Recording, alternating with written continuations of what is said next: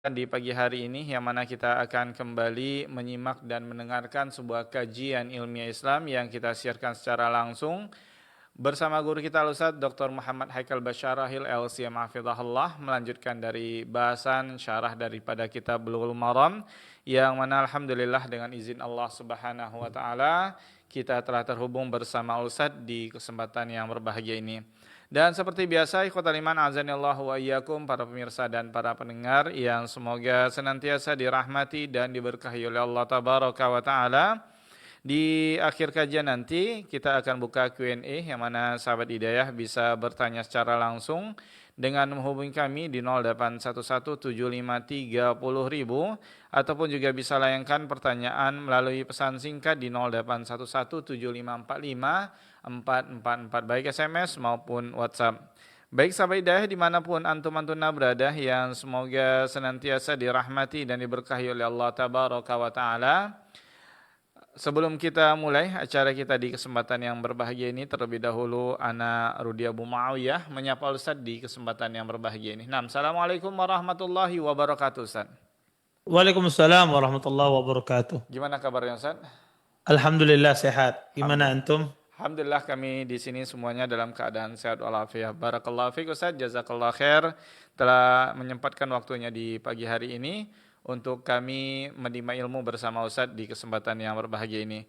Baik khotaliman azanillahu wa iyyakum dimanapun antum-antuna berada yang semoga senantiasa dirahmati dan diberkahi oleh Allah tabaraka wa ta'ala.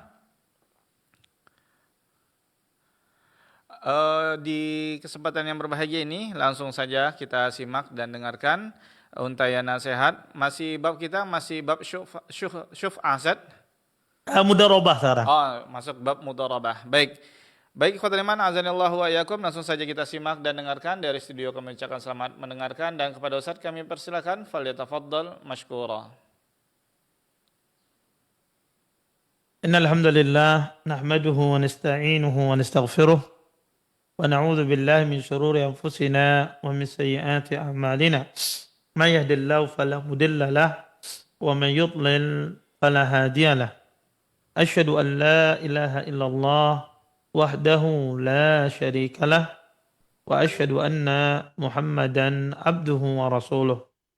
Fa inna asdaqal hadits kitabullah wa khairul hadi hadi Muhammadin sallallahu alaihi wasallam wa syarrul umuri muhdatsatuha wa kullu muhdatsatin fid din bid'ah wa kullu bid'atin dalalah wa kullu dalalatin fin nar amma ba'd. Bapak-bapak, ibu-ibu, ikhwan dan akhwat pendengar Radio Hidayah yang dimuliakan oleh Allah Subhanahu wa taala. Alhamdulillah, segala puji bagi Allah Subhanahu wa taala dengan limpahan nikmat yang begitu besar, di antaranya nikmat iman, nikmat Islam, nikmat kesehatan, sehingga kita semua diberikan kemudahan oleh Allah Subhanahu wa taala untuk bisa berhadir di majelis ilmu walaupun secara online. Mudah-mudahan apa yang kita pelajari, apa yang kita tuntut pada pagi hari ini mendatangkan keberkahan dari Allah Subhanahu wa taala dan kita semua bisa mengambil manfaat dari apa yang akan disampaikan nantinya. Bapak, Ibu, ikhwan dan akhwat yang dimuliakan oleh Allah Subhanahu wa taala, kita lanjutkan kajian kita tentang pembahasan kitab Bulughul Maram dan kita masuk pada bab babul qirat atau dikenal juga dengan bab mudharabah. Di sini Imam Al-Hafidz Ibnu Hajar membawakan beberapa hadis yang berkaitan seputar permasalahan mudharabah dari sisi hukumnya, syarat-syaratnya dan seterusnya. Adapun hadis yang pertama yang beliau bawakan adalah hadis Suhaib. An Suhaib radhiyallahu taala anhu, anna an-nabiyya sallallahu alaihi wasallam qala: ثلاث فيهن البركة البيء إلى أجل والمقاردة وخلط البر بالشعير للبيت لا للبيع رواه ابن ماجه بإسناد ضعيف. Dari Suhaib radhiyallahu taala anhu bahwasanya Nabi Shallallahu alaihi wasallam pernah bersabda, ada 3 hal yang di dalamnya terdapat keberkahan. Perdagangan dengan bayaran yang bertempo, al-qirat, dan mencampur gandum bur dengan gandum syair untuk makanan di rumah, bukan untuk diperjualbelikan. Bapak Ibu ikhwan dan akhwat yang dimuliakan oleh Allah Subhanahu wa taala, di dalam hadis yang mulia ini ya disebutkan ya bahwasanya ada 3 keberkahan, yaitu al-bai'u ila ajalin, ya, membayarnya dengan cara bertempo, artinya berhutang. Yang kedua adalah muqaradah. Ya, muqaradah itu apa? Muqaradah itu adalah disebut oleh para ulama yaitu mudharabah, yakni memberi kepada seseorang, ya, memberi kepada seseorang sejumlah modal dan untuk dikelola, dan keuntungannya dibagi dua menurut kesepakatan kedua belah pihak, atau akad ini sering sekali dikenal dengan istilah akad mudharabah. Mudharabah, muqaradah itu semuanya sama, ya. Cuma sinonim kata saja. Hadis ini diriwayatkan oleh Imam Ibnu Majah. Tapi sayangnya hadis ini adalah hadis yang lemah karena terdapat di dalam sanadnya rawi yang lemah, ya. Terdapat di dalam sanadnya rawi yang lemah. Oleh karena itu hadis ini dilemahkan oleh para ulama. Kemudian Hafidz Ibnu Hajar membawakan juga hadis Hakim Ibn Hizam. Wa an Hakim Ibn Hizam radhiyallahu taala anhu annahu kana yashtaritu ala ar-rajuli idza a'tahu malan muqaradatan alla taj'ala mali fi kabidin ratbatin wa la tahmilahu fi bahrin wa la tanzila bihi fi batni masilin fa in fa'alta syai'an min dhalika faqad daminta mali rawahu Daraqutni wa rijaluhu thiqat.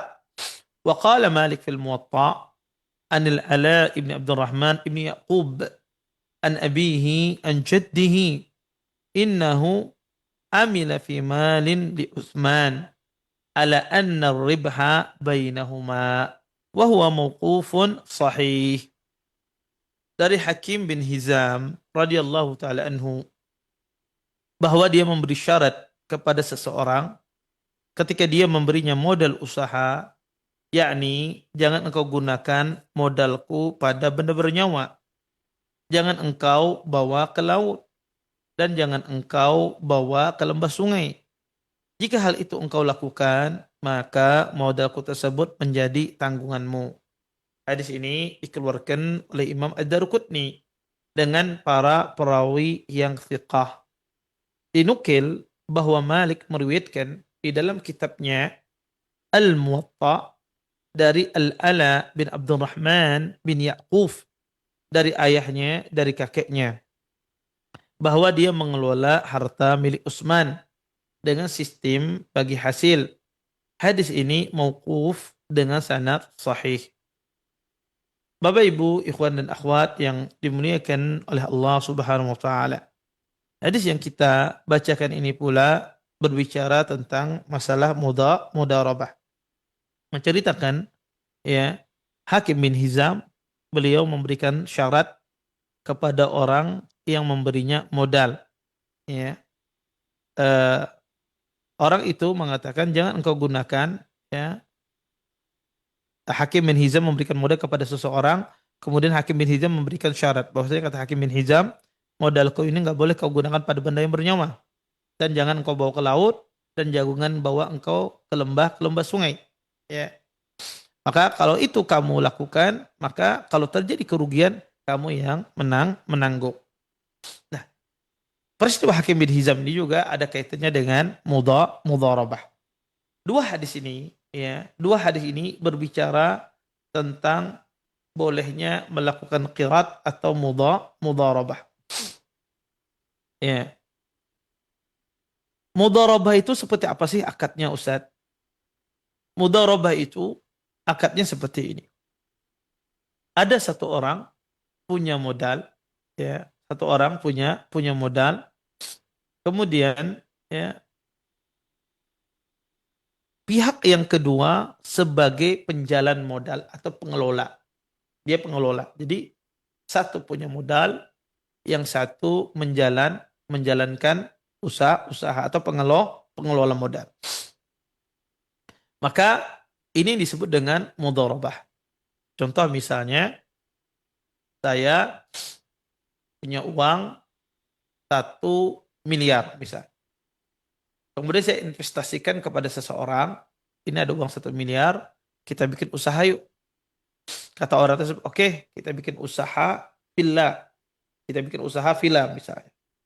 Taib, dibikin usaha villa. Uang dibikinkan rumah, dibangun rumah. Kemudian orang ini yang saya suruh untuk mengelola, menjalankan, ya, nanti kata saya keuntungannya kita bagi.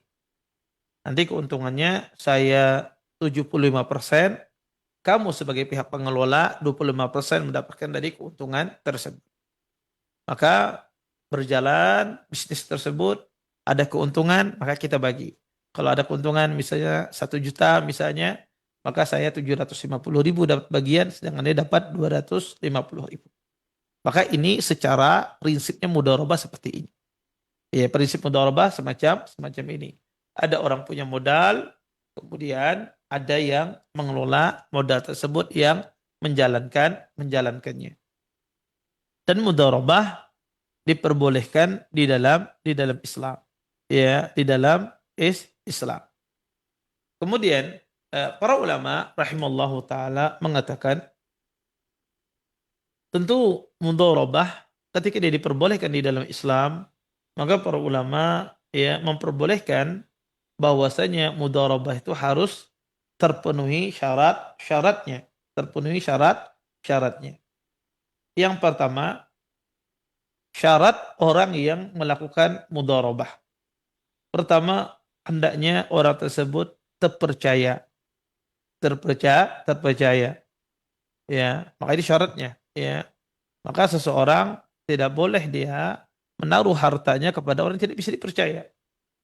Dia menaruh hartanya kepada seorang penipu, kepada seorang yang suka mengambil harta orang, maka tidak boleh. Ini sejatinya dia membuang hartanya, karena hartanya akan diambil orang lain. Maka yang pertama adalah orang tersebut terpercaya. Atau bahasa kitanya amin. Orang yang bisa diberi amanah. Yang kedua, orang yang kita serahkan tersebut adalah orangnya berakal. Maka tidak boleh kita menyerahkan harta kita kepada orang yang gila. Ya, kepada orang yang gila. Maka syaratnya adalah orang tersebut ya berakal. Kemudian yang ketiga adalah orang tersebut kata para ulama rahimallahu taala balik. Ya, maka tidak boleh mudharabah itu dilakukan oleh orang yang tidak balik, anak kecil, maka tidak boleh dia masuk dalam transaksi mudharabah. Ya, maka dia harus berakal. Ya, berakal dan balik. Dan ada orang itu balik tapi akalnya lemah. Seperti misalnya ada orang-orang yang kena penyakit autisme misalnya. Apakah boleh dia melakukan mudharabah? Maka jawabannya tidak boleh. Ya, kenapa? Karena akalnya lemah. Walaupun dia tidak sampai pada tahapan rusak akalnya seperti orang gila dan semisalnya, tapi kita katakan tidak boleh. Akalnya yang lemah seperti orang kena penyakit autisme dan semisalnya. Ya. Lalu kemudian Bapak Ibu ikhwan dan akhwat yang dimuliakan oleh Allah Subhanahu wa taala. Kalau kita paham ini, maka timbul pertanyaan, bagaimana mudharabah yang syar'i? Mudharabah yang sesuai dengan syariat, sesuai dengan sunnah Nabi SAW, tidak melanggar aturan-aturan Allah Subhanahu wa taala. Maka tentunya mudharabah dikatakan syar'i kalau terpenuhi syarat-syarat mudharabah itu sendiri. Ya, terpenuhi syarat mudharabah itu sendiri. Ya. Pertama, ya, di antara syarat mudharabah tersebut adalah bahwasanya masing-masing, baik itu penjual, baik itu pemodal, ataukah ya yang eh, menjalankan usaha harus siap masing-masing menanggung risiko kerugian dan keuntungan. Maka tidak boleh ada seseorang yang dibebankan kerugian, seseorang murni mengambil keuntungan. Maka tidak boleh. Bisa contoh misalnya, ada seseorang menginvestasikan. Saya menawarkan, mau nggak kamu kerjasama dengan saya punya bisnis ini, saya punya bisnis food, ya bisnis makanan, ya bisnis makanan, misalnya saya bisnis bakso misalnya. Mau nggak kamu investasi di bakso saya? Berapa investasinya? Kan saya 500 juta. Maka kamu akan untung. Maka kata orang ini, oke, saya mau berinvestasi, saya tidak mau loh rugi. Saya harus untung terus. Kata yang berinvestasi. Kata yang memberikan modal. Boleh apa tidak semacam ini? Jawabannya tidak boleh. Jawabannya tidak boleh. Kenapa Ustadz tidak boleh? Karena di dalam jual beli itu orang harus siap menanggung unsur risiko rugi dan dan mengambil keuntungan. Maka rugi dan keuntungan itu tidak bisa dipisahkan. Siapa saja yang memisahkan antara keuntungan dan rugi, kalau dia bertransaksi harus untung terus, pasti transaksinya ada hal-hal yang tidak beres. Karena di dalam muamalah tidak ada sistem yang tidak ada sistem yang ada di dunia ini yang mengatakan orang itu untung terus, tidak ada. Pasti ada kemungkinan dia rugi, ada kemungkinan risiko dia tidak mendapatkan keuntungan. Itu pasti ada. Tidak ada sistem yang mengatakan jual beli manapun, tidak ada yang mengatakan untung terus, tidak ada. Pasti ada risiko kerugian tersebut. Nah, ini harus dipahami ketika orang yang mudharabah. Maka orang berinvestasi, karena banyak pada zaman sekarang ini orang berinvestasi dia tidak mau rugi. Dia pengennya untung terus. Dia punya modal 100 juta, dia pengen uangnya kembali utuh, nggak mau dia rugi. Dia harus ada keuntungan. Nah, ini sistem yang salah sudah. Sistem yang salah. Apalagi yang mengelola dana atau mengelola investasi tersebut memberikan jaminan. Kamu pasti untung. Saya tidak akan memberikan kamu kerugian sama sekali. Kamu pasti untung. Uang kamu kembali dan lebih pasti. Maka ini tidak boleh. Kenapa ini tidak boleh? Karena ini masuk pada hal menjamin sesuatu ya yang berpotensi ada untung dan rugi. Ini tidak boleh. Ustadz, kalau begitu orang tidak mau berinvestasi di tempat saya kalau saya tidak menjamin keuntungan. Maka kita katakan ya tidak ada masalah kalau orang tidak berinvestasi. Karena untuk apa berinvestasi pada sesuatu yang melanggar syariat, dan yang intinya adalah akan membawa tidak akan membawa kepada keberkahan. Jadi syarat yang pertama adalah pemodal dan pengelola siap menanggung risiko kerugian. Kerugian ini seperti apa? Kerugian pengelola seperti apa? Kalau pemodal jelas Ustadz, kerugiannya adalah uangnya hilang. Tapi pengelola ini kerugiannya apa? Pengelola ini kerugiannya adalah tenaga. Waktu dia habis. Ya contoh misalnya dia usaha makan, buka restoran misalnya. Kemudian restoran itu diinvestasikan oleh seseorang, berinvestasi di restoran tersebut dengan nominal 500.000.000. Maka pengelola ini apa yang dia lakukan? Dia melakukan pembelian, menjalankan, duduk di warungnya, duduk di restorannya dari pagi sampai malam, ya, berkeringat dia, ya, pergi ke pasar, beli bahan-bahan untuk restorannya dia. Ini bukankah tenaga? Bukankah ini kerja? Ya. Maka dia ruginya apa? Ruginya dari sisi tenaga yang dia keluarkan, waktu yang dia habiskan, tidak mendapatkan keuntungan. Jadi kerugian pengelola itu adalah dari sisi tenaga, bukan dari sisi uang. Tapi dari sisi tenaga yang dia curahkan, pikiran yang dia fokuskan pada mengembangkan restoran tersebut. Maka habis waktu dia. Maka dia rugi dari sisi ini. Ketika restoran tersebut tidak mendapatkan keuntungan. Jadi kedua belah pihak itu dirugikan sebetulnya. Pemodal dirugikan dengan uangnya berkurang atau modalnya nggak kembali. Si pengelola dirugikan apa? Tenaganya habis dan dia tidak mendapatkan apa-apa. Ya. Kemudian eh, Bapak Ibu ikhwan dan akhwat pendengar Radio Hidayah yang dimuliakan oleh Allah Subhanahu wa taala. Para ulama rahimallahu taala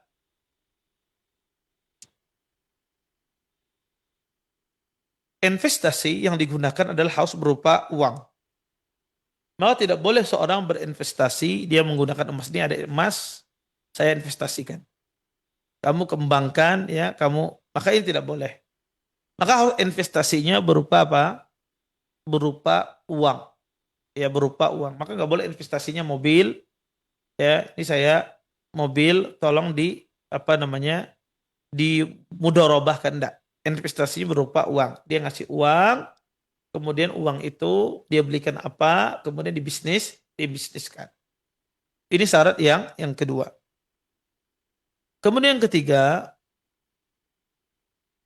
hendaknya keuntungan itu jelas pembagiannya. Maka tidak boleh ada orang yang melakukan mudharabah tapi keuntungannya tidak jelas. Atau seseorang melakukan mudharabah kemudian keuntungannya dia patok tetap setiap bulan. Ini juga tidak boleh. Seperti apa contohnya? Seperti ini misalnya.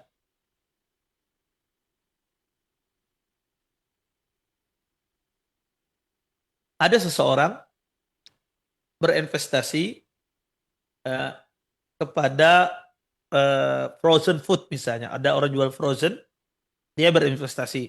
Dia berinvestasi 300 juta misalnya. Kemudian pengelola frozen food ini, dia mengatakan, oke, uang 300 juta ini kita kerjasama selama 5 tahun. Nanti setiap bulan saya akan memberikan keuntungan kepada Anda 5% dari 300 juta. Yaitu 15 juta. Dia bilang seperti itu, setiap bulannya saya akan memberikan keuntungan kepada Anda 15 juta dari 5% dari 300 juta, yaitu 15 juta. Boleh tidak demikian? Kita katakan tidak boleh. Kenapa? Kenapa Ustaz tidak boleh? Kan dia sudah tentukan keuntungannya 15 juta tiap bulan sampai nanti 5 tahun kontrak habis, ya, baru ya uang dikembalikan dan ya selesai masa kontrak. Maka kita katakan ini tidak boleh. Kenapa tidak bolehnya? Tidak bolehnya adalah orang ini, ya pedagang pengelola frozen ini telah sudah mematok keuntungan 5% setiap bulannya dari 300 juta. Dari uang yang dia investasikan. Padahal belum tentu dia bisa untung setiap bulannya 15 juta, belum tentu. Bisa jadi dia rugi bulan ini, bisa jadi bulan berikutnya untungnya besar, bisa jadi bulan berikutnya untungnya tipis dan seterusnya. Dan kita tahu jual beli itu fluktuatif. Tidak ada jual beli itu, berdagang itu datar semua, tidak ada. Kadang rame, kadang standar, normal, kadang ya perdagangan itu sepi, ya tidak ada pembelinya, ya atau sedikit pembelinya. Maka ini fluktuatif. Maka ketika Anda mematoknya dari modal dia akan dapat keuntungan tiap bulan, ini tidak boleh. Karena di sini seolah-olah Anda menjamin keuntungan dan orang ini tidak akan pernah rugi. Maka ini tidak boleh semacam ini. Atau seseorang ya mengasih keuntungan eh, sejumlah modal yang dia tanamkan. Kalau nanam modalnya banyak, maka dari modalnya itulah dipatok keuntungan. Tadi seperti tadi 5% dari 100 juta, 5% dari 500 juta, maka ini juga salah. Terus gimana cara pembagi keuntungan yang benar? Pertama, keuntungan yang benar itu harus jelas. Berapa keuntungannya yang saya dapatkan kalau untung.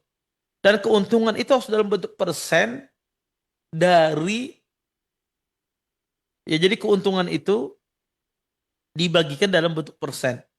Ya, bukan dihitung dari modal, tapi dihitung dari keuntungan bersih. Contoh misalnya. Tadi pedagang frozen food, dia dapat investasi kucuran dana dari seseorang 300 juta. Kemudian bulan ini penjualan banyak terjual sehingga keuntungan mencapai titik 20 juta. Maka 20 juta inilah yang dibagi kepada investor, kepada orang yang membantu Anda dari sisi modal. Nah, 20 juta inilah yang dibagi, bukan jumlah nominal uang yang dia serahkan. 20 juta ini boleh Anda, kesepakatan Anda apa? Dibaginya berapa? 70 per 30, 60 per 40, atau 50. Maka kesepakatan itu dikembalikan kepada Anda. Misalnya, saya bersepakat, saya dapat 60%, kamu sebagai pengelola 40%. Boleh tidak? Boleh. Atau saya katakan, saya dapat 70%, kamu pengelola 30%. Boleh tidak? Boleh.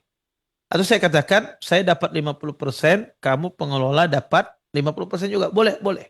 Yang penting di sini ada kesepakatan. Dan pembagian persentase itu diambil dari keuntungan tiap bulan, bukan dari jumlah modal.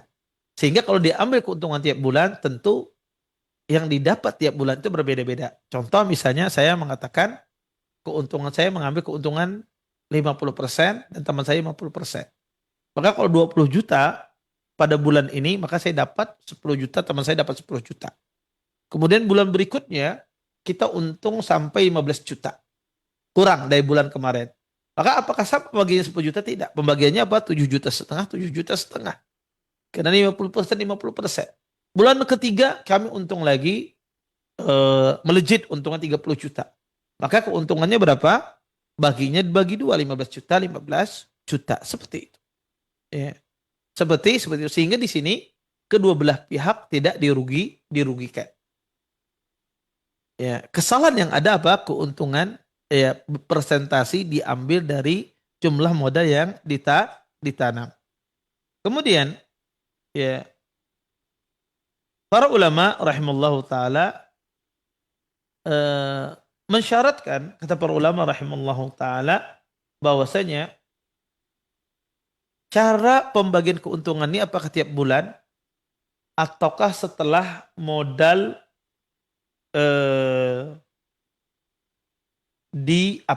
setelah mendapatkan keuntungan. Para ulama mengatakan mudharabah ini dibagi keuntungannya itu di akhir. Walaupun di sini ada khilaf. Sebagian ulama membolehkan dibagi di awal setelah keuntungan. Tapi pendapat yang rajih wallahu a'lam, dan itu yang saya yakini, bahwasanya mudharabah itu dibagi keuntungannya di akhir. Contoh misal seperti ini. Saya berinvestasi, kemudian bekerjasama dengan si fulan. Bahwasanya kita kerjasama ini seperti apa? Kerjasama ini adalah seperti ini.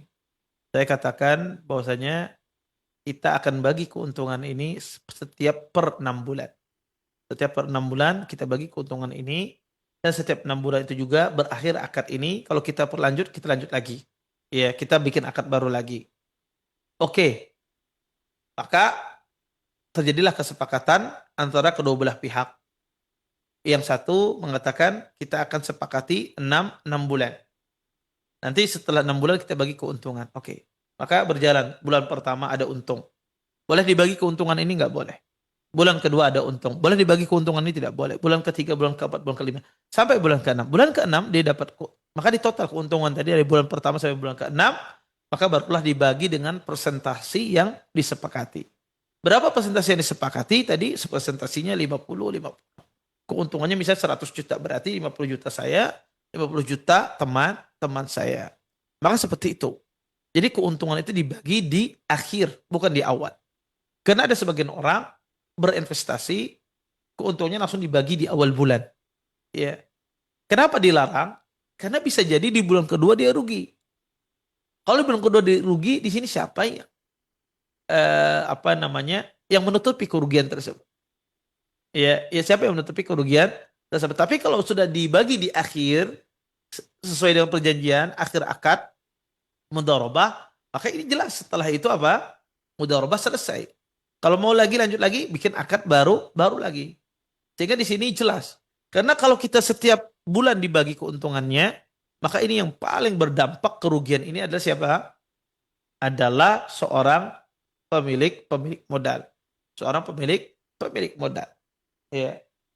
Bisa jadi uangnya habis sama sekali. Ya, uangnya habis sama sekali. Taib. Ya. Kemudian Bapak Ibu ikhwan dan akhwat yang dimuliakan oleh Allah Subhanahu wa taala. Ada beberapa permasalahan yang penting di dalam masalah mudharabah.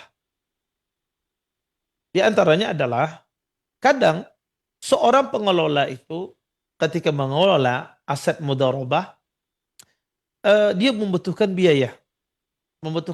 Nah, biaya ini maksudnya contoh misalnya saya kerjasama dengan si fulan untuk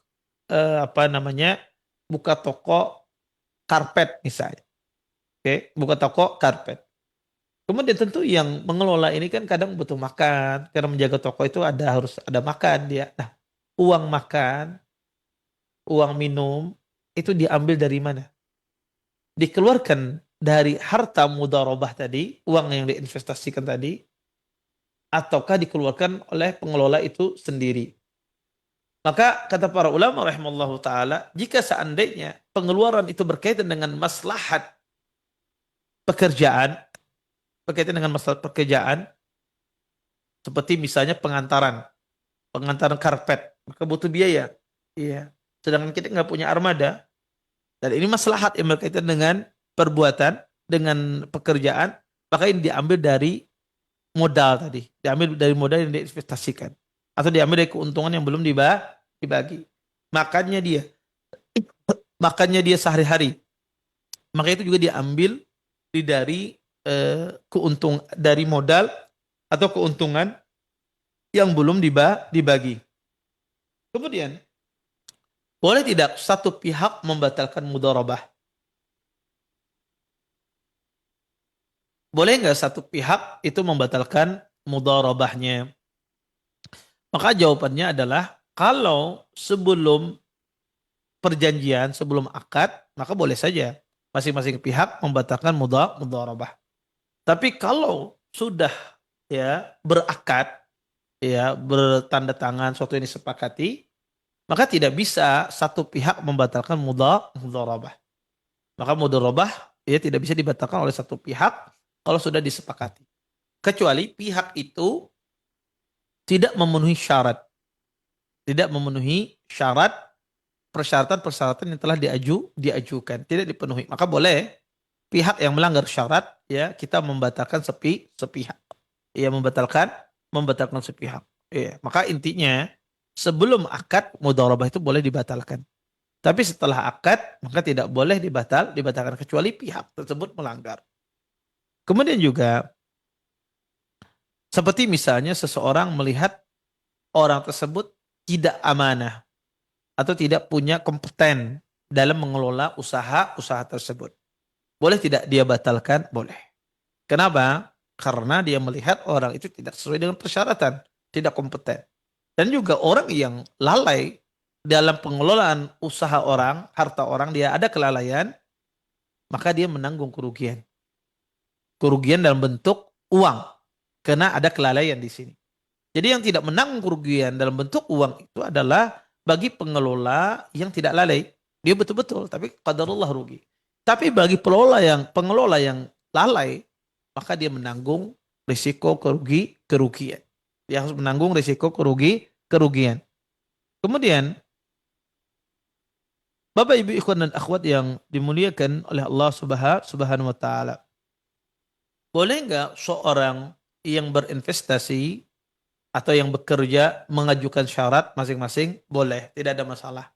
Selama persyaratan tersebut tidak bertentangan dengan Al-Quran dan hadisnya Nabi SAW.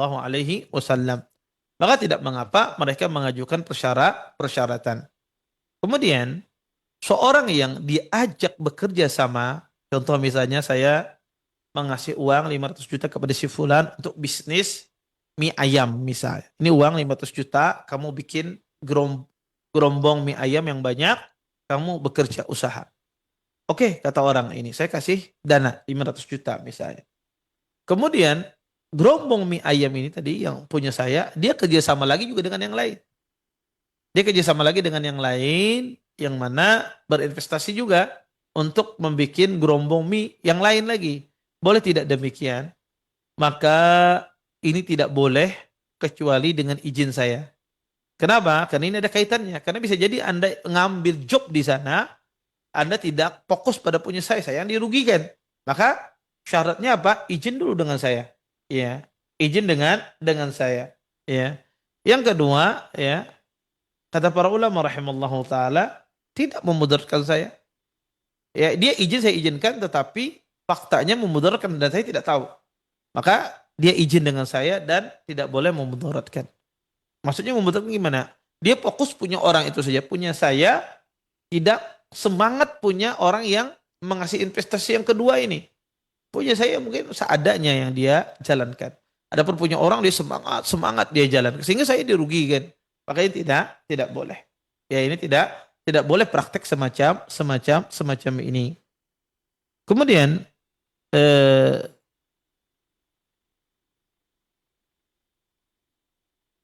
Bapak Ibu ikhwan dan akhwat yang dimuliakan oleh Allah Subhanahu wa taala. Di dalam dua hadis yang mulia ini terdapat banyak faedah. Faedah yang pertama adalah kalau keuntungan mudharabah sudah dibagikan, masing-masing pihak pertama dan pihak kedua, pihak ya pemberi modal dan pihak pengelola sudah mendapatkan keuntungan masing-masing. Kemudian mereka melanjutkan mudharabah lagi, kesepakatan mudharabah lagi, terjadi kerugian di kelanjutan ini, terdapat kerugian. Apakah ditarik modal yang pertama, keuntungan yang pertama ditarik untuk menutupi kerugian yang kedua? Jawabannya tidak. Kalau keuntungan sudah dibagi, maka tidak bisa ditarik. Walaupun nanti mudharabahnya yang kedua dan ketiga mengalami kegagalan. Maka keuntungan yang sudah didapatkan masing-masing pihak, baik yang pengelola ataukah pihak yang investor yang berinvestasi, ya maka masing-masing mereka menerima keuntungan tersebut, tidak perlu mereka kembalikan, ya, karena ada kerugian di mudharabah yang berikutnya.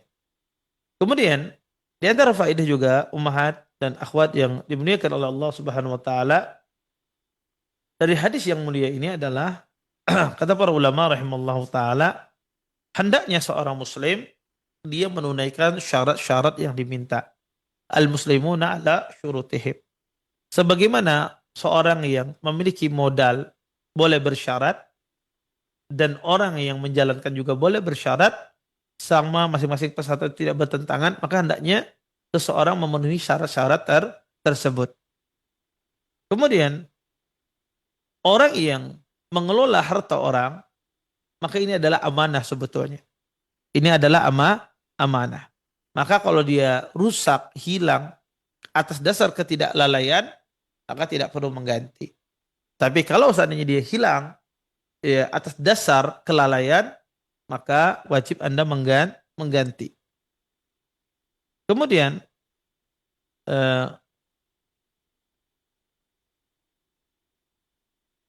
di antara faedah juga dari hadis yang mulia ini, kalau seandainya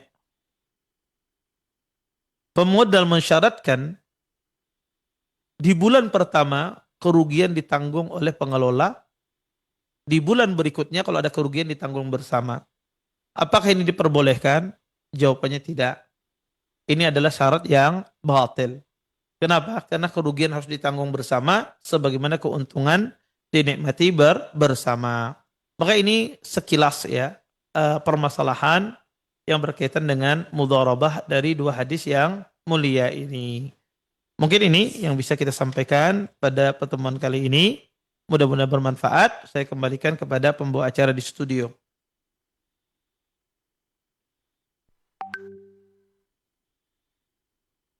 Nah, demikian ikhwatal iman azinullah wa iyyakum para pemirsa dan para pendengar yang semoga senantiasa dirahmati dan diberkahi oleh Allah Subhanahu wa taala. Demikian telah kita simak bersama pemaparan materi yang telah disampaikan oleh Ustaz di kesempatan yang berbahagia ini. Masuk kita di bab yang baru ya di bab mudharabah.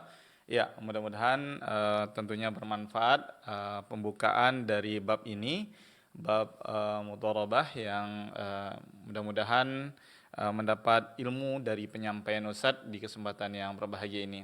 Dan selanjutnya di kesempatan yang kedua atau di sesi yang kedua ini kita buka Q&A yang mana sahabat hidayah bisa bertanya secara langsung dengan menghubungi kami di 08117530.000 yang ingin bertanya secara langsung di kesempatan yang berbahagia ini, ataupun juga bisa layangkan pertanyaan melalui pesan singkat di 08117545 444 baik SMS maupun WhatsApp. Dan bagi sahabat hidayah yang ingin bertanya secara langsung melalui via WhatsApp bisa menghubungi kami di nomor yang sama di 08117545 444. Baik, silakan bagi sahabat hidayah yang ingin bertanya secara langsung, kami buka line telepon di 08117530.000.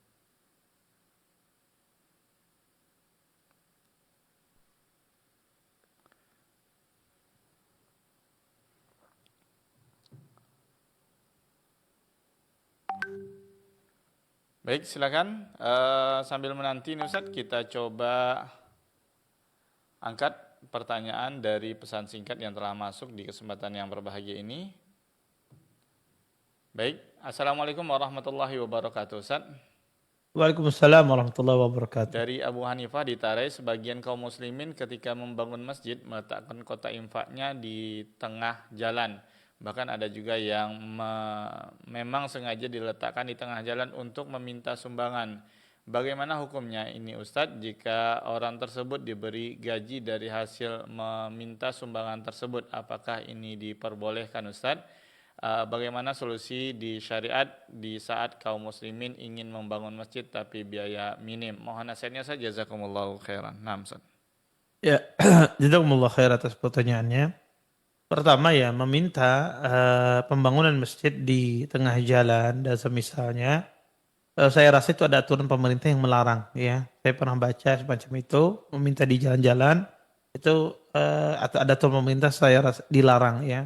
Artinya pertama itu mengganggu orang-orang lalu lintas. Ini tentu tidak boleh. Betul kita niatnya baik, tetapi niat baik juga tidak boleh kalau seandainya melakukan ketidaknyamanan kepada pengemudi sepeda motor ataukah ya pengemudi mobil. Oleh karena itu, wallahu a'lam, bagi kaum muslimin yang ingin membangun masjid dan dana minim, maka kita lakukan usaha atau cara-cara yang tepat sesuai dengan syariat. Gimana caranya? Pertama mungkin bisa ya naruh celengan atau kotak infak dan amal di toko-toko besar ya, atau dia taruh di masjid, di apa namanya, di masjid-masjid yang lain yang sudah jalan ya, sehingga mungkin orang sholat di masjid tersebut lihat, oh ini ada masjid yang mau dibangun, maka ini salah satu solusinya ya, kita menaruh kotak-kotak infak di toko-toko besar di swalayan dan semisalnya. Kemudian yang kedua mungkin mencari donatur ya, mencari donatur ya, yang mau membantu masalah ini ya, membantu masalah ini. Kemudian yang ketiga ya, adapun uang hasil pembangunan masjid dikasihkan untuk orang yang yang bekerja mengumpulkan tersebut, maka ini tidak boleh ya. Kenapa? Karena uang itu untuk pembangunan masjid. Nah, kecuali dia jelaskan bahwasanya untuk dana operasional. Ya, kalau dana operasional masuk untuk memberikan orang yang bekerja. Tapi kalau dananya pembangunan masjid, maka orang yang mengumpulkan dana tersebut tidak boleh, kecuali dia jelaskan bahwasanya ini dana pembangunan masjid dan operasional, maka tidak ada masalah kalau dia kasihkan. Tapi kalau seandainya sekedar meminta dana pembangunan masjid, kemudian dari pembangunan masjid itu dikasihkan uangnya kepada orang yang meminta tersebut, maka tidak boleh. Ya, kenapa? Karena dana itu khusus pembangunan masjid. Tapi kalau ada di situ dia jelaskan pembangunan masjid dan operasional petugas, ya itu tidak ada masalah, itu diperbolehkan. Tapi saya katakan tadi hendaknya caranya adalah yang tepat sesuai aturan pemerintah, tidak di tengah-tengah jalan karena ini akan mengganggu orang yang berkemudi. Wallahu a'lam. Nah, terima kasih jawaban dan nasihat dari Ustaz. Mudah-mudahan dapat dipahami oleh sahabat Hidayah yang bertanya melalui pesan singkat. Ya, ada Abu Hanifah yang bertanya di kesempatan yang berbahagia ini. Baik Ustaz, kita coba angkat penelpon. Nah, halo, Assalamualaikum. Halo, Assalamualaikum.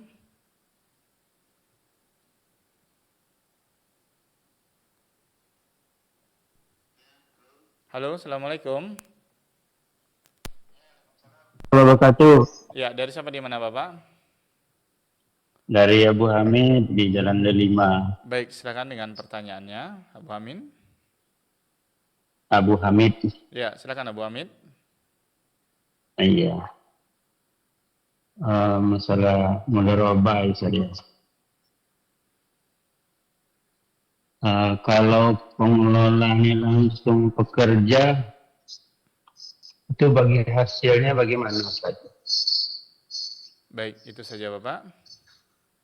Seperti contoh jasa ya, seperti pangkas rambut atau yang lainnya. Pengelola ini langsung jadi tukang pangkasnya juga. Nah itu bagi hasilnya seperti apa Ustaz? Demikian. Terima kasih. Baik, terima kasih Abu Hamid. Nah, Ustaz. Mungkin saya tadi suaranya nggak jelas. Baik Ustaz, pertanyaan dari Abu Hamid di Jalan Delima, Kota Pekanbaru nih Ustaz. Pertanyaan bagaimana mudharabah itu seperti contoh yang disampaikan, yakni seperti dia bagi hasil, namun yang mengelolakan itu juga yang mengerjakan. Disebutkan contoh tadi seperti pangkas rambut dan semisalnya. Itu bagaimana Ustaz? Dia bagi hasil, tapi pengelola dana atau yang berinvestasi juga ikut andil di sana. Seperti itu ya. Yang mengelola tadi Mengelola pertanyaan. yang bekerja. Mengelola yang bekerja. Berinvestasi adalah donaturnya. Berarti yang dia tadi pertanyaan dari Abu Hamid itu yang investor itu tidak bekerja Ustaz. Cuma mungkin ada pertanyaan ini ke arah yang mengelola, kemudian dia juga apakah dia digaji juga, kemudian dibagi hasil juga. Itu nah Ustaz. Oke, Nah, apakah pengelola mendapatkan gaji dari usaha dia tadi itu? Misalnya buka potong rambut, ya ada modal dikasih investor 20 juta. Ya. Kemudian dia yang mengelola. Kemudian yang mengelolanya kan yang motong rambut dan semisalnya. Apakah dia dapat gaji dari perbuatan tersebut? Tidak. Dia tidak dapat gaji. Dia tidak dapat gaji karena dia dapat keuntungan dari bagi hasil. Dia dapat keuntungan bagi hasil. Ya. Jadi dia tidak dapat gaji, tapi dia dapat keuntungan tadi dari bagi hasil. Maka tidak ada gaji per bulan bagi dia. Yang ada adalah bagi hasil, ya. Maka nanti dia tinggal atur saja bagi hasilnya. Berapa dia ingin mendapatkan persenan. Kalau dia kerjaannya berat semacam itu. Allahu a'lam. Nah, terima kasih jawaban dan nasihat dari Ustadz. Mudah-mudahan dapat dipahami oleh Abu Hamid yang bertanya. Masih sepertinya dari Abu Hamid, mungkin kita coba angkat kembali nih Ustadz biar lebih jelas lagi. Nah, halo, Assalamualaikum. Ya, waalaikumsalam warahmatullahi wabarakatuh. Nah, Abu Hamid, cukup dipahami? Kalau belum, yang bekerja tidak dia sendiri banyak. Terus bagaimana? Dia nggak dapat hasil dari dia bekerja kan, dari pengelola aja. Terus dari pekerja yang lain bagaimana? Baik, yang pekerja ini yang digaji maksudnya? Iya, umpamanya karyawan ya, Pak? Iya.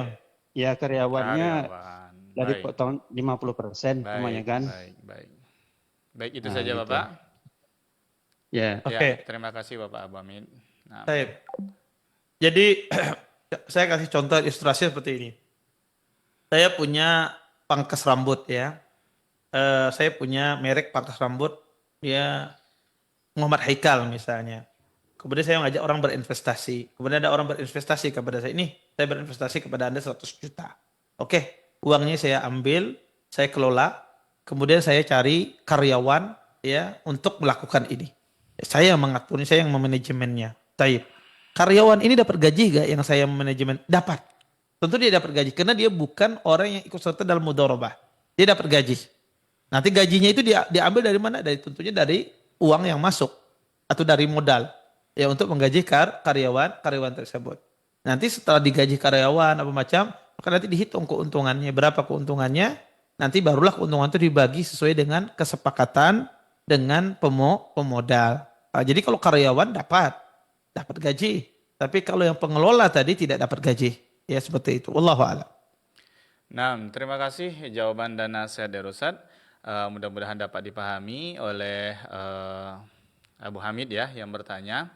Nah, Ustaz, kalau mengenai investasi juga nih Ustaz, apakah seperti investor itu harus mengetahui neraca keuangan baik penjualan semuanya Ustaz? Nah, kalau kita lihat beberapa tempat itu dia diberitahunya berapa penjualan bulanan, berapa gaji karyawan. Nah, cuma dia tidak terangkan bahwasanya kita lihat ada itu beberapa seperti dana saving, itu untuk apa, kemudian dana-dana darurat itu untuk apa tidak diterangkan. Itu secara ke investornya itu termasuk ada hal-hal yang tidak diperbolehkan Ustaz karena tidak diterangkan oleh pengelola nih Ustaz mengenai investor seperti seperti mudharabah yang seperti ini bagaimana Ustaz? Nah. Ya, jazakumullah khair pertanyaannya. Maka mudharabah itu harus jelas. Jadi pengelola itu harus membuka semuanya. Nggak boleh dia ada menutupi, nggak boleh ada yang tidak dijelaskan. Jadi dia harus menjelaskan kepada pemilik modal, karena pemilik modal berhak tahu. Sehingga kalau pemilik modal minta dibuka semuanya, maka harus dibuka. Harus dibuka. Dan dari awal sudah dijelaskan prinsip mudharabahnya seperti ini. Saya akan melakukan ini. Harus tidak boleh ada bagian tidak dia jelaskan. Harus dia jelaskan semua. Sehingga kalau seandainya investor itu minta kejelasan, minta laporan, maka dia harus berikan laporan tersebut. Seperti itu. Wallahu a'lam. Nah, terima kasih jawaban dan nasihat dari Ustaz. Mudah-mudahan dapat dipahami juga untuk pelaku MUKM ya yang pernah kami juga mendapatkan seperti ini di lapangan ya Ustaz. Baik, kita beralih ke pesan singkat yang telah masuk di kesempatan yang berbahagia ini Ustaz. Assalamualaikum warahmatullahi wabarakatuh Ustaz. Waalaikumsalam warahmatullahi wabarakatuh. Dari Ummu Ibnu di Tanggerang Tengah, semoga Ustadz dan kru Hidayah FM selalu diberkahi dan dirahmati Allah Subhanahu wa taala. Amin ya rabbal alamin. Izin bertanya Ustadz, bagaimana kalau kita berinvestasi dengan teman berupa mobil untuk dirental? Apakah boleh? Karena tadi Ustadz mengatakan bahwasanya investasi harus berupa uang. Syukran Ustadz, barakallahu fiik. Naam Ustadz. Berinvestasi mobil untuk dirental itu nanti masuknya pada masalah dia menawarkan jasa. Dia punya mobil untuk diusahakan. Ya, ini Ini barang. Ya, ini barang. Jadi nanti dia dapat keuntungan di sini dari hasil menyewakan. Ya, jadi kalau misalnya gini. Di sini yang menyewakan, yang mengelola sewaan tersebut, dia tidak menanggung unsur kerugian. Ya, dia tidak menanggung unsur kerugian. Kenapa? Karena ini bukan mudharabah. Dia bukan mudharabah. Karena itu adalah sewa menyewa. Contoh gini, saya pinjam sama teman nih ada mobil, tolong kamu usahakan. Tolong kamu usahakan. Nanti kalau ada kita nanti bagi kalau ada keuntungan kita bagi dua. Taib. Maka misalnya per bulan dia dapat keuntungan 1 juta misalnya.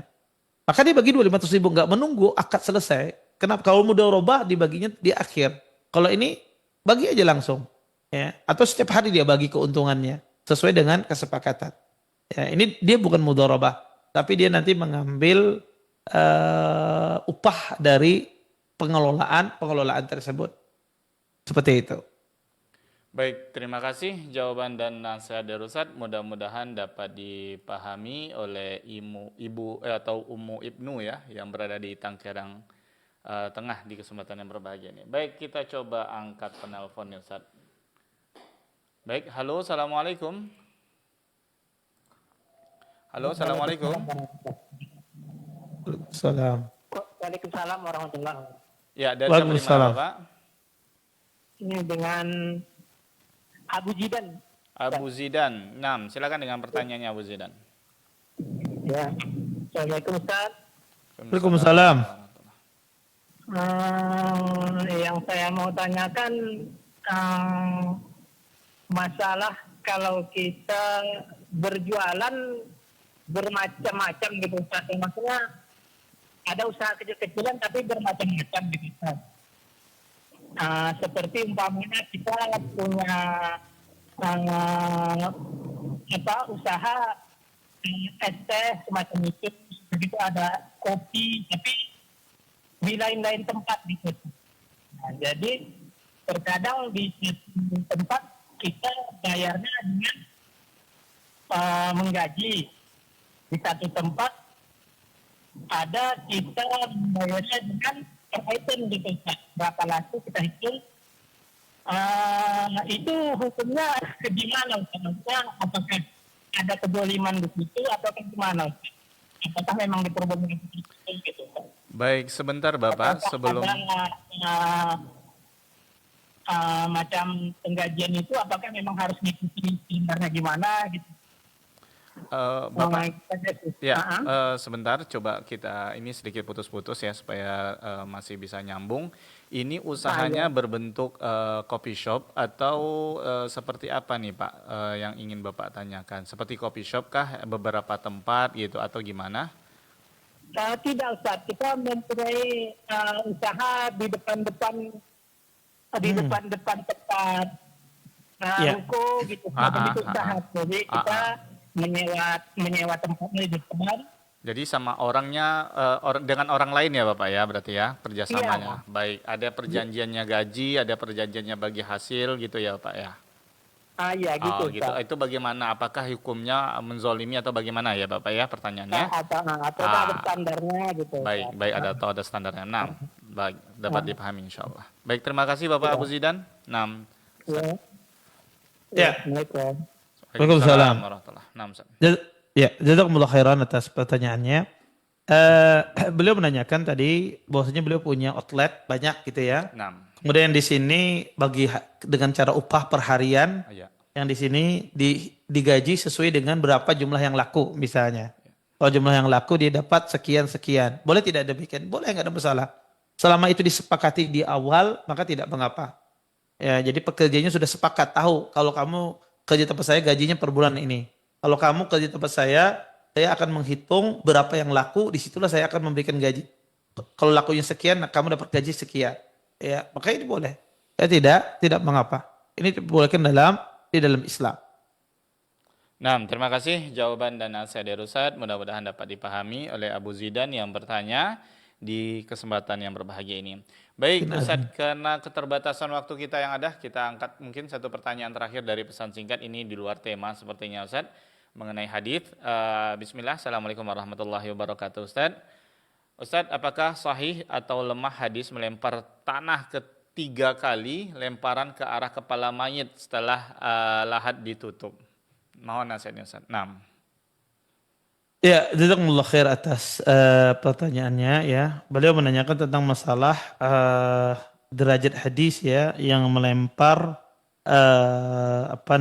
debu atau tanah kepada mayit ya ketika dimasukkan ke kuburan ya, ketika kita proses masukkan ke kuburan, apakah itu hadisnya lemah ataukah boleh? Pertama ya, emang ada hadis demikian ya, hadis dari Ali bin Abi Thalib radhiyallahu taala anhu ya, disebutkan ya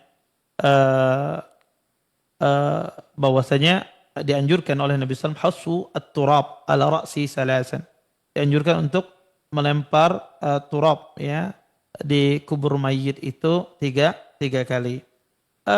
Kalau kita melihat hadis ini ya, maka sebagian ulama rahimallahu taala mengatakan hadis ini lemah. Di antaranya Imam Abu Hatim rahimallahu taala. Beliau mengatakan hadza hadisun batilun. Ya, hadis yang batil. Seperti itu pula yang dikatakan Hafidz Ibnu Hajar rahimallahu taala. Maka wallahu a'lam, hadis yang melemparkan di kepala mayit, di kuburan mayit itu 3, itu hadisnya lemah. Sebagaimana dikatakan oleh Imam Abu Hatim. Hadis Abu Hurairah dan hadis Ali. Wallahu a'lam. Nah, terima kasih jawaban dan nasihat dari Ustaz. Mudah-mudahan dapat dipahami oleh sahabat hidayah yang bertanya melalui pesan singkat di kesempatan yang berbahagia ini. Baik Ustaz, karena keterbatasan waktu kita, mungkin ada ikhtitam sebelum kita akhiri ini Ustaz. Nah. Baik. Alhamdulillah tadi kita sudah menjelaskan prinsip mudarabah, ya, syarat-syaratnya dan bagaimana cara mempraktekannya. Mudah-mudahan apa yang disampaikan tadi bermanfaat dan kita bisa mengamalkan dalam kehidupan sehari-hari kita. Mungkin ini yang bisa Anda sampaikan. Kita tutup dengan waqafatul majlis. Subhanallahumma bihamdika asyhadu an la ilaha illa anta astaghfiruka wa atubu ilaik. Assalamualaikum warahmatullahi wabarakatuh. Waalaikumsalam warahmatullahi wabarakatuh. Jazakallahu khairan, barakallahu fikum. Kita ucapkan pada Ustaz yang telah memberikan tausiahnya di kesempatan yang berbahagia ini, baik dari materi dan juga soal jawab. Mudah-mudahan bermanfaat tentunya bagi kita semuanya. Dan mohon maaf buat sahabat hidayah yang telah mengirimkan pertanyaan melalui pesan singkat dan juga penelpon tidak dapat kami angkat karena keterbatasan waktu kita yang ada bersama Ustaz di kesempatan yang berbahagia ini. Dan insyaallah ta'ala kita akan kembali bersuah bersama Ustaz di pekan yang akan datang. Baik khotbah iman, azinallahu wa iyyakum, para pemirsa dan para pendengar yang semoga senantiasa dirahmati dan diberkahi oleh Allah tabaraka wa taala.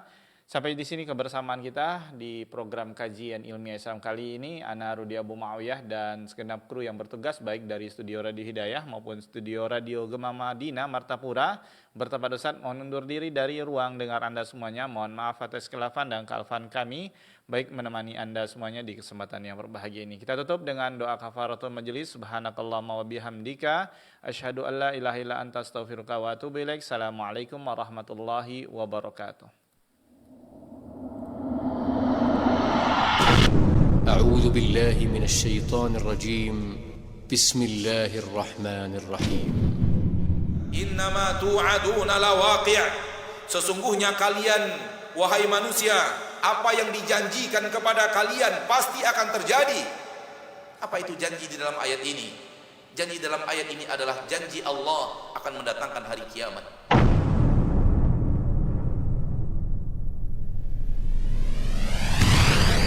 ويل يومئذ للمكذبين Wailun yauma'idzin lil mukadzibin. Kembali Allah tegaskan celaka, binasa, sangsara, menderita orang-orang yang mendustakan hari kiamat. Kalau akidah kita tidak mendustakannya, jangan dustakan dia dengan amal kita. Seolah-olah kita tidak akan dibangkitkan pada hari kiamat. ويل يومئذ للمكذبين كلوا وتمتعوا قليلا إنكم مجرمون. Allah mengatakan, kulu wa tamatta'u, makanlah. Yang diharamkan Allah makan.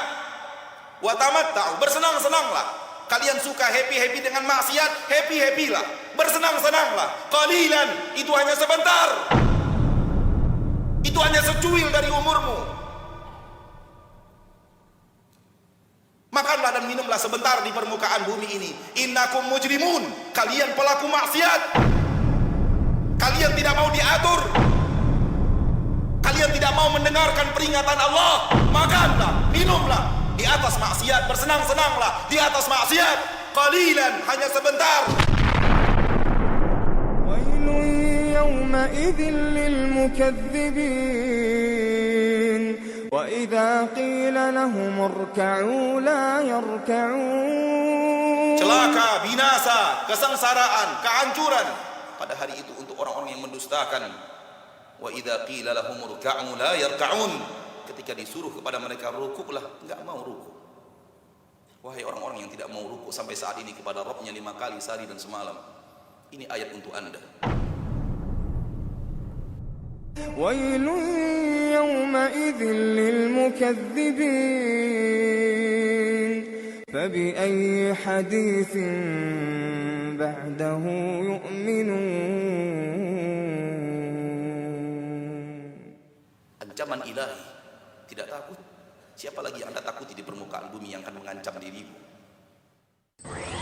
هداية معا نستقبل الهداية تحت ظلال القرآن والسنة. Hidayah bersama menyongsong hidayah di bawah naungan Al-Quran dan As-Sunnah.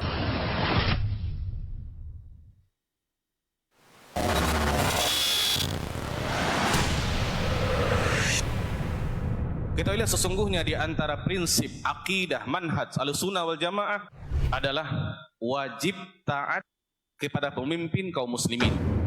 Walaupun mereka berbuat zalim, selama mereka tidak memerintahkan kita untuk melakukan perbuatan-perbuatan maksiat. Ya ayyuhalladzina amanu atii'u Allah wa atii'ur rasul wa ulil amri minkum فإن تنازعتم في شيء فردوه إلى الله والرسول إن كنتم تؤمنون بالله واليوم الآخر ذلك خير وأحسن تأويلا.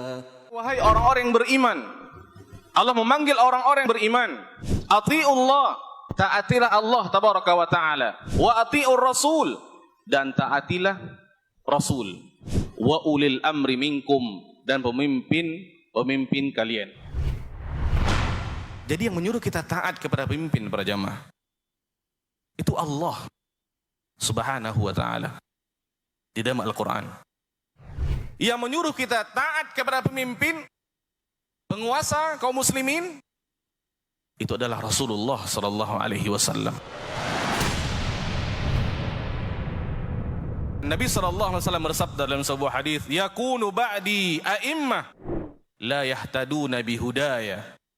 Akan ada penguasa-penguasa, pemimpin-pemimpin setelahku, kata Nabi SAW. Mereka tidak menjadikan petunjukku sebagai teladan bagi mereka. Wala yastannuna bisunnati, dan mereka tidak mengamalkan sunnah-sunnahku. Beliau mengatakan, fihim rijal, ada penguasa-penguasa, qulubuhum, hati-hati mereka, qulubus syayatin, seperti hati-hati syaitan. Ala fi jusmani ins, tetapi fisiknya fisik manusia. Qultu kaifa asna ya Rasulullah sallallahu alaihi wasallam in adraktu dzalik. Apa yang mesti aku buat wahai Rasulullah? Maka Nabi sallallahu alaihi wasallam mengatakan kepada Huzaifah, ketika kalian menghadapi, menemukan pemimpin seperti itu, tetap mendengar dan taat. Wa in duriba zahruka wa ukhidha maluk, walaupun punggungmu dipukul, hartamu diambil, dengarlah dia dan taatilah dia.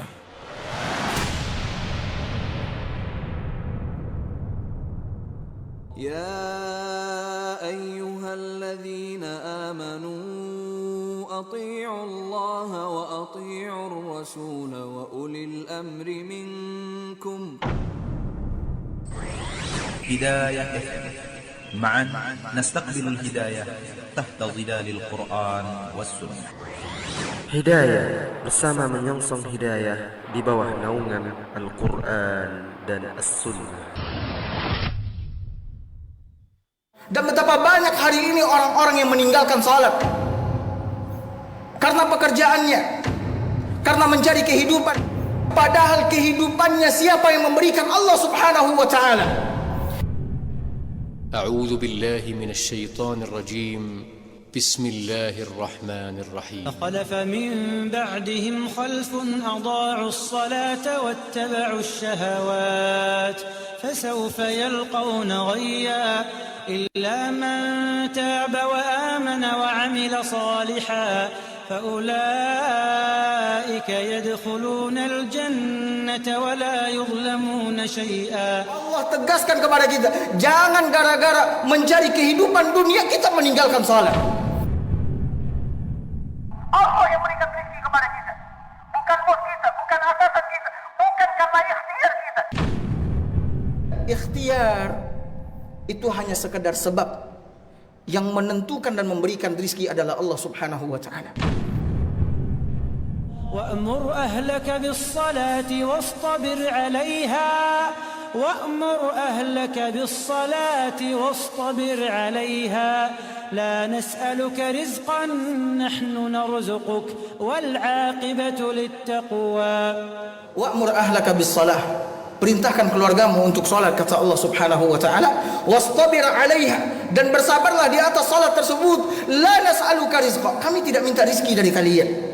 Nahnu narzukuk, Allah tegaskan kepada kita, kami yang berikan rezeki kepada kalian. هداية معا نستقبل الهداية تحت ظلال القرآن والسنة. Hidayah bersama menyongsong hidayah di bawah naungan Al-Quran dan As-Sunnah.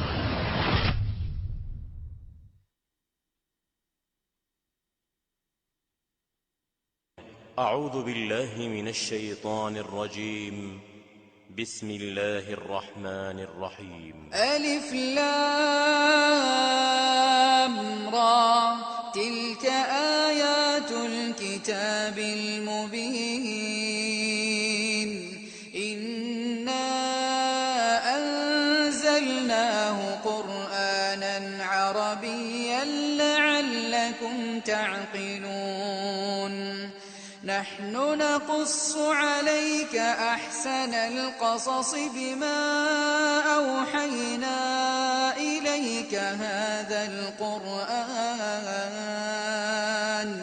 وإن كنت من قبله لمن الغافلين إذ قال يوسف لأبيه يا أبت إني رأيت 11 كوكبا والشمس والقمر رأيتهم لي ساجدين قال يا بني لا تقصص رؤياك على إخوتك فيكيدوا لك كيدا إن الشيطان للإنسان عدو مبين وكذلك يجتبيك ربك ويعلمك من تأويل الأحاديث